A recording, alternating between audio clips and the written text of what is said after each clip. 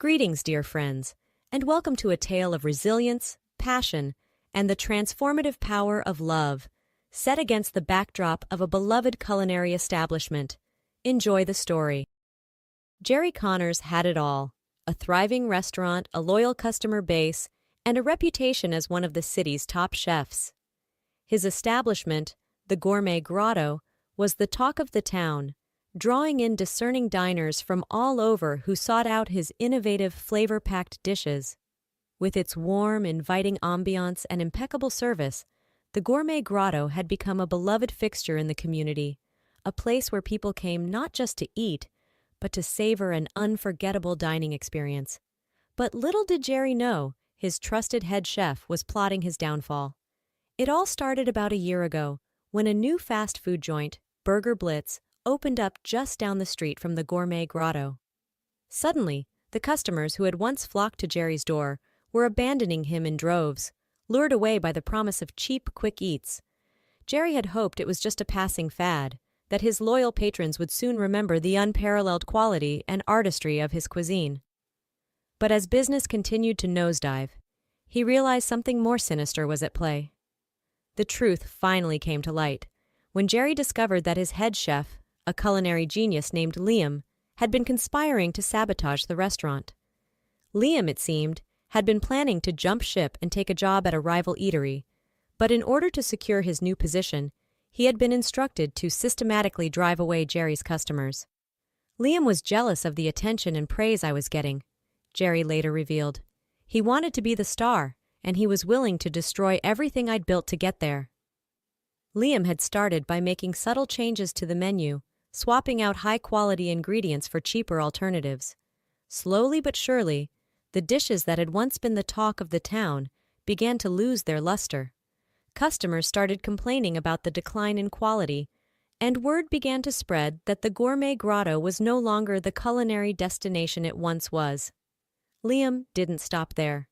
He also began to sabotage the restaurant's operations, deliberately scheduling staff shortages and creating chaos in the kitchen. Meals were taking longer to prepare, and the once impeccable service became sloppy and disorganized. Frustrated patrons began abandoning the restaurant, opting instead for the quick and consistent offerings at Burger Blitz. By the time Jerry caught wind of the betrayal and fired Liam, the damage was already done. Customers had abandoned the restaurant in droves, and Jerry found himself drowning in debt. Desperate to salvage his dream, he made the gut-wrenching decision to sell the property. As Jerry made his final rounds through the empty dining room, the once vibrant space now eerily silent, he felt a deep sense of loss. This place had been his passion, his life's work, and now it was all slipping away. With a heavy heart, Jerry made his way to the back alley, intending to lock up for the last time. But as he stepped outside, he noticed a movement in the shadows near the bushes. Cautiously, he approached the area, only to discover a woman and a young girl huddled there, clearly in distress. The woman, whose name was Lisa, quickly apologized, explaining that she and her 5-year-old daughter, Amy, had been using the restaurant's back alley as a makeshift shelter. They had grown accustomed to getting food from the waitresses, but with the establishment now closed, they had nowhere else to turn. Jerry's heart sank as he realized they were homeless, their lives in shambles. In that moment, he couldn't help but see a reflection of his own struggles in their plight. Moved by their situation, Jerry made a split-second decision. "Stay," he told them, "and you can clean up the place in exchange for food and shelter." Lisa's eyes widened in disbelief. "Are you serious?" she asked, clutching Amy tightly. "We don't want to impose. We can find somewhere else."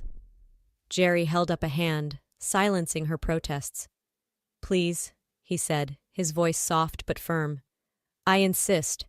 You and your daughter deserve a safe place to stay, and I could use the help getting this place in order before I—" His voice trailed off, the weight of his decision to sell the restaurant still heavy on his mind. Lisa studied him for a moment, searching his face for any hint of ulterior motive, but all she saw was genuine compassion. Slowly she nodded, a tentative smile spreading across her face. "Thank you," she whispered, her eyes glistening with unshed tears. This means more to us than you know. And so, Lisa and Amy made themselves at home in the quiet, empty restaurant, throwing themselves into the task of cleaning and organizing the space. Jerry was amazed at the efficiency and care with which they worked, Lisa's attention to detail, and Amy's infectious energy transforming the once neglected dining room. Over the next few days, Jerry would return to check on their progress, and each time, he found himself drawn deeper into Lisa and Amy's world. He learned that Lisa had once been a regular patron at the Gourmet Grotto, back when she was newly married to a man named David. But then, in a cruel twist of fate, David had abandoned them, leaving Lisa and her daughter destitute. As Lisa shared her story, Jerry felt a pang of empathy. He knew all too well the pain of having everything you've worked for ripped away, and seeing the resilience and determination in Lisa's eyes, the way she refused to let her circumstances define her, only served to deepen his admiration.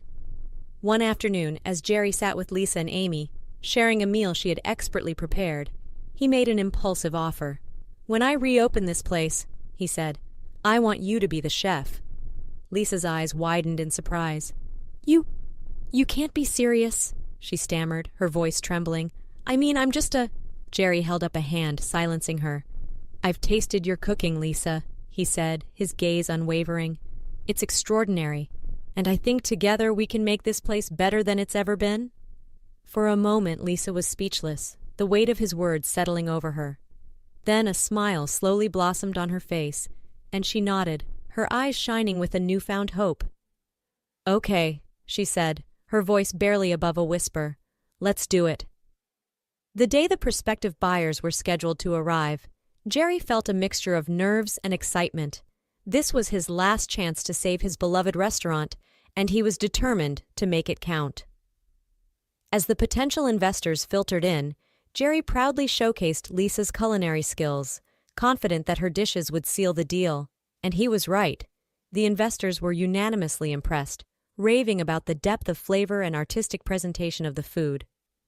Jerry watched with a growing sense of optimism as they sampled dish after dish, their expressions shifting from skepticism to genuine delight. But then, to Jerry's horror, one of the investors turned out to be Lisa's ex-husband, David. The man immediately recognized Lisa and Amy, and his face contorted with a mixture of shock and rage. "What the hell is going on here?" David bellowed, his voice echoing through the dining room. "Lisa, you get your ass over here and bring that brat with you." Lisa froze, her body going rigid with fear. Amy, sensing her mother's distress, clung tightly to her skirt, her eyes wide and frightened. Furious, Jerry stepped in, positioning himself between Lisa and David. "I'm going to have to ask you to leave," he said, his voice low and menacing. "This is my restaurant, and I won't tolerate any kind of abuse or harassment." But David was undeterred, his eyes narrowing as he glared at Jerry. "Oh, I'm not going anywhere," he sneered. "In fact, I'm about to make you an offer you can't refuse. This place is a gold mine, and I want in." Jerry felt his blood boil. "I think you're forgetting something," he said, his voice dripping with contempt. "This is my restaurant, and I don't take kindly to people who threaten my staff." David let out a harsh laugh. "Your staff?" he scoffed. "That woman over there is my wife, and that little brat is my daughter. I have every right to be here, and I'm not leaving until I get what's mine." Jerry's eyes narrowed as he realized the full extent of David's depravity. "Lisa is no longer your wife," he said, his voice steady and unwavering. "And Amy is not your daughter, not anymore." With that, he turned to face the stunned investors, his expression resolute. "Ladies and gentlemen," he announced, "I'm afraid I can no longer entertain any offers from this individual." He gestured towards David, his disgust palpable. "You see, this man has a history of abandoning his family, leaving them destitute and homeless, and I won't have him anywhere near my restaurant, or the people I care about." The investors exchanged uneasy glances, clearly unsure of how to proceed. But then, one of them, a well-respected businessman named William Sinclair, stepped forward. "Well, Mr. Connors," he said, his voice measured and calm, "it seems you've got quite a situation on your hands. But if what you say is true, then I'm inclined to believe you. And I must say, the food your chef has prepared is truly exceptional. I'd be honored to invest in your establishment. On one condition. Jerry felt a glimmer of hope. And what would that be, Mr. Sinclair? Sinclair's gaze flickered to Lisa and Amy, a warm smile spreading across his face. I want you to keep this family on as an integral part of the team.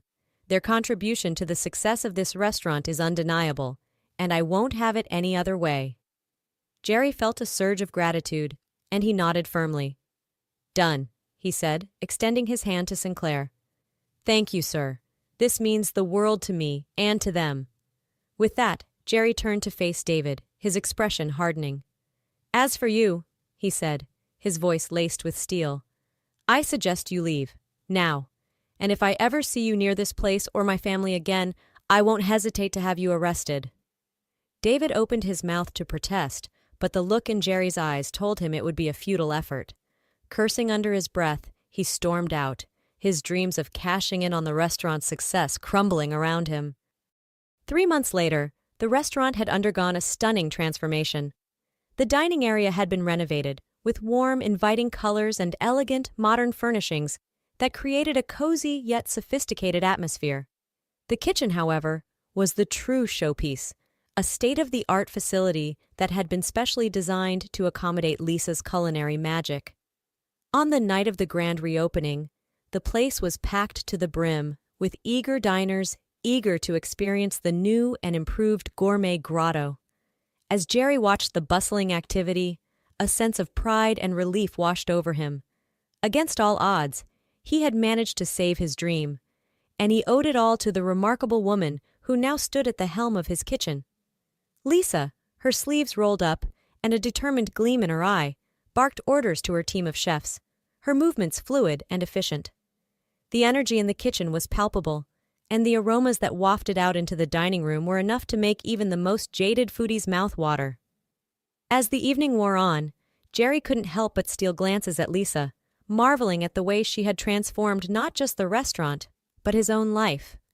She had gone from a homeless, desperate woman to the driving force behind the gourmet grotto's resurgence, and Jerry couldn't help but feel a deep sense of admiration and affection for her. When the last dish had been served and the last patron had left, Jerry found Lisa in the empty dining room, her eyes shining with a mixture of exhaustion and pride. Wordlessly, he approached her, his heart pounding in his chest. "Lisa," he said, his voice soft and tinged with emotion, "I don't know how to thank you for what you've done. This place, it's alive again, all because of you." Lisa felt a blush creep across her cheeks as she met his gaze. "I couldn't have done it without you, Jerry," she murmured. "You gave me a chance when no one else would. You believed in me, even when I didn't believe in myself." Jerry reached out, gently taking her hands in his. "That's because you're extraordinary, Lisa," he said, his eyes shining with sincerity. "From the moment I met you, huddled in that alley, I knew there was something special about you. And now, seeing you in action, leading this kitchen with such passion and skill," he paused, taking a deep breath. "I don't want to lose you, Lisa. Not again." Lisa's breath caught in her throat as she realized the implication of his words. "Jerry, what are you saying?" she asked, her voice barely above a whisper. In response, Jerry dropped to one knee, never once breaking eye contact with her. "Lisa," he said, his voice trembling with emotion, "will you marry me?" For a moment, time seemed to stand still. Lisa stared at him, her eyes wide with disbelief, her heart pounding in her chest. She had never dared to dream that her life could take such an unexpected turn, that the man who had saved her and her daughter from the brink of despair would now be offering her his heart. Tears welled up in her eyes as she nodded, a radiant smile spreading across her face. "Yes," she breathed, her voice thick with emotion. "Yes, Jerry, I will marry you." Jerry let out a breath he didn't even realize he'd been holding, and in one fluid motion, he rose to his feet and swept Lisa into his arms, twirling her around the empty dining room. Their laughter echoed through the space, a joyful symphony that seemed to breathe new life into the very walls of the gourmet grotto. As they held each other close, Jerry knew that this was more than just the reopening of his restaurant. It was the start of a new chapter, one filled with love, hope, and the promise of a future brighter than either of them could have ever imagined.